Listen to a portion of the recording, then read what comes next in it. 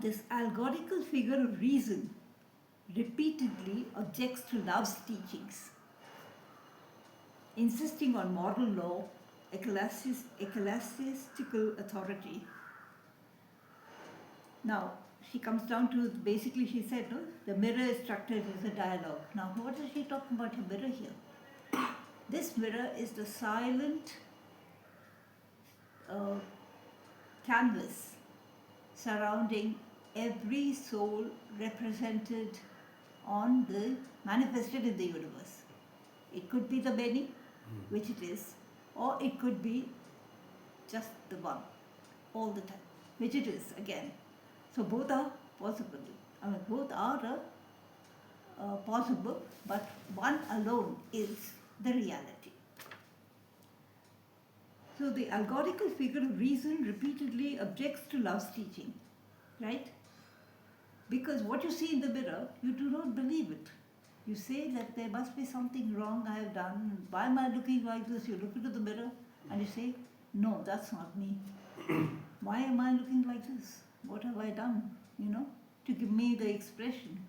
It just goes on. It makes you think.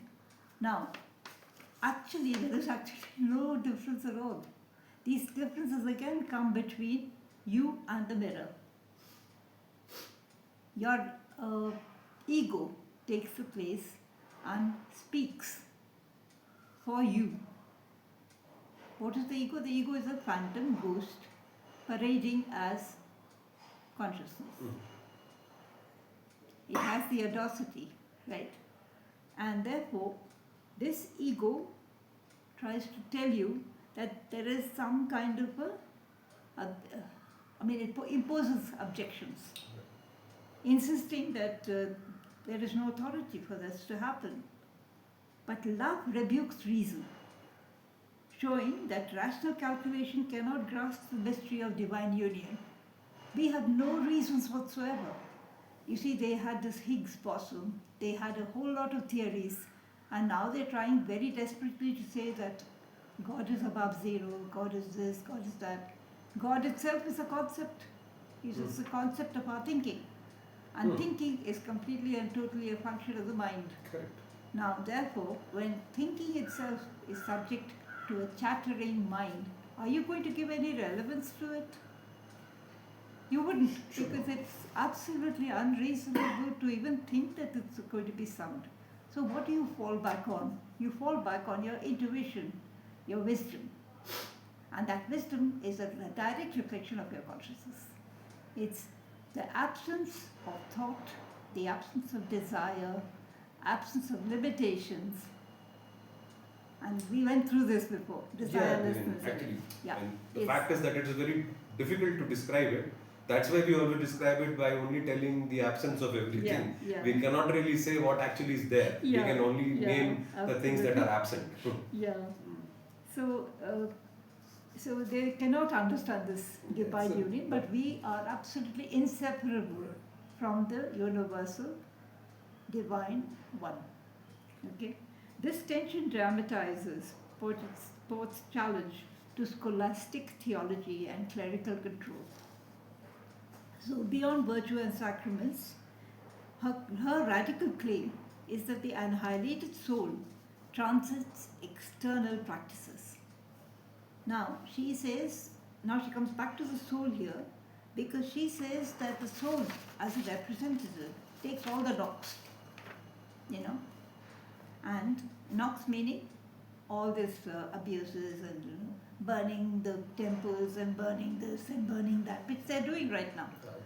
Because they cannot even now comprehend that we are not what we think we are. They just refuse to believe it. Even though the inner feelings, as you rightly pointed out about the dacoitry and about the thief, right?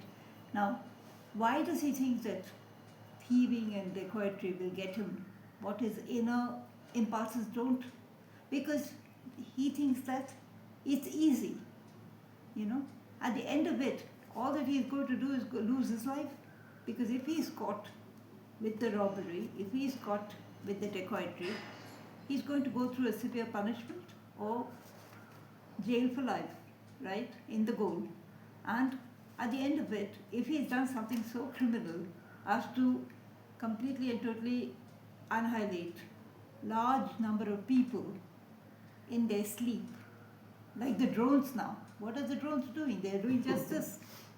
You see, you put the drones because you want them not to have a nuclear, facility. Yes. And in the process, what are you doing? You radiate the whole atmosphere, and taking in the radiation, eating all the radiation that creeps into the soil through vegetables, the air. What are you doing? It's total harakiri, what the Japanese do, right? That's nothing but harakiri. Here it's extended to cover a larger population. So therefore, we are going against the very sacraments and he says, if your soul does go through these processes here, you will completely transcend this and come above them. Okay, and then she goes on to say, virtues are stepping stones, but clinging to them keeps the soul bound. Right? So now you want to make sure that the soul does not get tarnished, it does not get polluted, it does not get transcended by anything external. It is your duty to see that nothing of this touches your soul. Because it's the soul from where you derive all the benefits that you accrue. Now, I'm actually making the instrument talk here. We know that the instruments don't talk. But, because it's a symbolic instrument. We are symbolically instruments. Therefore, we can attribute saying that if you venture to talk, you could be in serious trouble. So to keep it bound, these are the stepping stones. Sacraments and moral precepts are necessary for the perfected soul, since it lives directly in God's love. We know this now for a fact, that once you know that you're a chosen one, and the complete grace of the Lord is with you. Take the example of Hiranyakashipu's son, Prahalada. What happened to Prahalada? What did his father not do to see that his son was completely finished? Because all he did was to praise the Lord as Narayana. And from this simple little story, because what was Hiranyakashipu? Hiranyakashipu was a complete and total thief who took away the right to live, the right to have his own opinions, and right for everything Hiranyakashipu should never have done, all because of his vendetta. He had a vendetta, severe vendetta.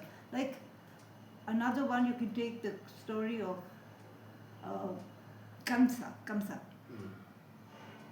You see, all because Kamsa carried this particular thing that Pandit, one of the rishis, told him that you will be killed only by Lord Krishna. So this is not a tale, it's actually happened. He actually killed Kamsa. We know the story. Yeah. So therefore, this only proves to us that if we live in the directly in God's love, we are protected completely. Completely protected. Nothing will come. Bullets will be fired, it will just stop, 200 yards in front of you, and it will not come anywhere near you. People have had experiences of driving in a car, going through accidents and coming absolutely unscathed. What is it but? And just the other day I posted a story about Dr. Gadia. Dr. Gadia was in Uganda, and we all know about what happened in Uganda. He was an absolute treacherous man. He actually killed dismembered bodies, kept it in the refrigerator and fed it to people forcefully. They didn't want to eat them, but he forcefully fed them, made them into carnivores. eating human flesh. What is this? This, yeah, I mean, this is actually, it's true because Dr. Gadia went through an accident Right. where Satya Sai Baba appeared as two hefty Africans. Mm. They came, they literally pulled him out of the wreckage Okay. of the car. I have put this on Facebook actually. So this particular story has been put just to tell us that everybody can go through this particular phase. It's not that, it's only some people who go through it. Many people have this tendency, but if we lead a life according to the earlier stages, we will never be in this situation where we will manifest it. We have to start. Yeah. So this devaluation of institutional religion was seen as dangerously close to being the heretical, free spirit movement. You see? In the light of freedom, you think you're free, but free from what? Free from what? Apart from you, There's a nothing else there. fractal, Then what will a you do? fractal of the universal consciousness. Is there anybody? Nothing. It's total empty space. And this just literally in Bangalore, I've actually seen air commodores who have been, flying completely leave their senses. They just don't have, because they have seen this kind of a thing at the height at which they took the aircraft. As, Air Force officers in the flying department, right? They were flight people who were all in the wing commanders and, over and above. This man was an air commodore. So I saw him and, he was completely and totally blank. And never spoke about it, never verbalized. But within him, you could see, Akash, that this man completely and totally was, that memory just never went. That we and the universal God consciousness is one. He was not able to take it even at that time. He was 80 years old. Yeah? So this devaluation of institutional religion was seen dangerously heretical. So the free spirit, I'll do what I want. The ego coming into play. So now, then he goes on to say that she used a language which was easily understood by everybody, and she used all this dialogue and everything so that again it related directly, so that they were able to use and it was spiritual guidance actually. So now in this, one of the key insights we get from this is mystical radicalism. That means she pushes Christian mysticism to its extreme. This is criticism of insights. So some people have this kind of a thing. They say that union with God means the annihilation of all human striving. Okay. Now, they think that, at that time religion was at its height. They thought religion was absolutely the be-all and end-all of everything. And there was nothing of the God in the religion that they were preaching. It completely negated the idea of somebody of the preeminence, of the Lord. So, and then they say that it actually interferes. It doesn't interfere. On the other hand, it's BS, total BS. And it has to be done away with. Because if anything, mysticism speaks and pushes people away from realizing who they are, then that's not what we need, really, do we? Do we need that? We don't. So therefore, what is the freedom of the soul then? She says the annihilated soul is free from guilt, fear, and obligation. When there is no other, there is no obligation. Therefore, that is answered to some extent. Further, we can go later. Guilt. Now, what do you feel guilty about? Mm. To whom and to why? With whom? There is no other. Again, I come back to this because when there is nobody else, right? Comparisons are absolutely odorous. I mean, they're, as thing I was saying, this is very nice fragrance, and that doesn't have a fragrance, you know. So even in the plants, we see that there are. So then, conflict with authority has rejection of sacraments and virtues undermine the church's control. They're coming down to absolute fact. They instituted these whole authorities To control. and put them in place to control the people, subjugate them, and play on their sense of right and wrong. Correct. So instinctively, even if they felt that things were not what they were, they had no right to be with any obedience. They were made dominant, totally dominant.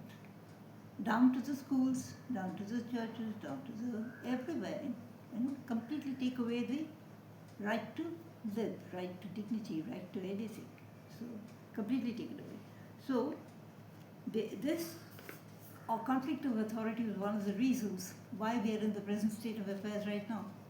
They're still in control, but in much less numbers. Yeah. And we are coming down to clearing out many of them. It's reduced a lot actually. Yeah, we are now At coming the to. last layer. Yeah. So then gender and voice. So she said that here she comes down to gender because in society we have the male and the female and the neuter gender as well. And all this play on gender is again a distraction, in my opinion, strictly. Because any kind of sacramental and something to do with the sacred, science is totally and completely genderless. It's genderless because where's the question of any gender? Because genders come up only when you have a union. Here, when we speak of the union of the soul to the divine, right? When we speak of the soul and the divine, Akash, what are we talking about? There is no union here. There's only a connect. Correct. A connect because none of them actually work dependent on the other. Because if there is dependency, it's only between the soul and the Lord. Because it is from the soul gets all its wisdom, all its light and everything from the overall creative source, which, as I said to you, is pure light. Yeah.